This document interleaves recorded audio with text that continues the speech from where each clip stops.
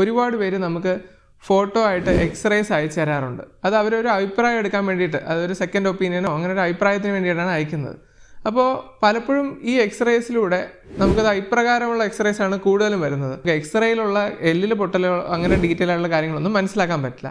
അപ്പോൾ എന്തുകൊണ്ടാണ് ഇങ്ങനെയുള്ള എക്സ്റേസ് ആൾക്കാരെടുത്ത് അയക്കുന്നത് വെച്ച് കഴിഞ്ഞാൽ അവർക്ക് എക്സ്റേ എങ്ങനെ കൃത്യമായിട്ട് അയക്കണമെന്നുള്ളത് അറിയില്ലാത്തതുകൊണ്ടാണ്. അപ്പോൾ നമ്മൾ സാധാരണ ഒരു എക്സ്റേ നമ്മളൊരു ഓപ്പറേഷന് വേണ്ടിയിട്ടോ അല്ലെങ്കിൽ ഒരു ആശുപത്രിയിൽ വെച്ചിട്ട് ഒരു എക്സ്റേ നോക്കുന്നത്, നമ്മൾ എക്സ്റേ വ്യൂ ബോക്സ് എന്ന് പറഞ്ഞൊരു ഉപകരണമുണ്ട്. അത് പുറകെ ലൈറ്റ് വെച്ചിട്ട് ഒരു വെള്ള സ്ക്രീനാണ്, അതിലാണ് നമ്മൾ നോക്കുന്നത്. അപ്പോൾ അത് നമ്മൾ ആശുപത്രികളിൽ മാത്രമേ ഉണ്ടാവുള്ളൂ, വീട്ടിൽ അത് ഉണ്ടാവുമെന്ന് പ്രതീക്ഷിക്കാനേ പറ്റില്ല. അപ്പോൾ ആൾക്കാർ ഏതെങ്കിലും ഒരു ലൈറ്റിന് മുന്നിലോ ജനലിന് മുന്നിലോ എക്സ്റേ പിടിച്ചിട്ട് നമുക്ക് അയച്ചു തരും. പക്ഷേ അതുകൊണ്ട് നമുക്ക് കൃത്യമായിട്ട് അതിനകത്തുനിന്നുള്ള ഒരു കാര്യവും മനസ്സിലാവില്ല എന്ന് മാത്രമല്ല, നമുക്കൊരു അഭിപ്രായം പറയാനും പറ്റില്ല അത് വെച്ച്. അപ്പോൾ നമുക്ക് എങ്ങനെ ഈ എക്സ്റേ ഒരു കൃത്യമായിട്ട് ഒരാൾക്ക് അയക്കാമെന്നും അതിൻ്റെ ഫോട്ടോ എങ്ങനെ എടുക്കാമെന്നുള്ളതാണ് ഈ വീഡിയോയിൽ പറയുന്നത്. നമ്മുടെ വീട്ടിൽ എല്ലാവർക്കും അറിയാമെന്നുള്ള പോലെ നമ്മുടെ കമ്പ്യൂട്ടർ അല്ലെങ്കിൽ ലാപ്ടോപ്പ് എല്ലാവരുടെയും കാണും.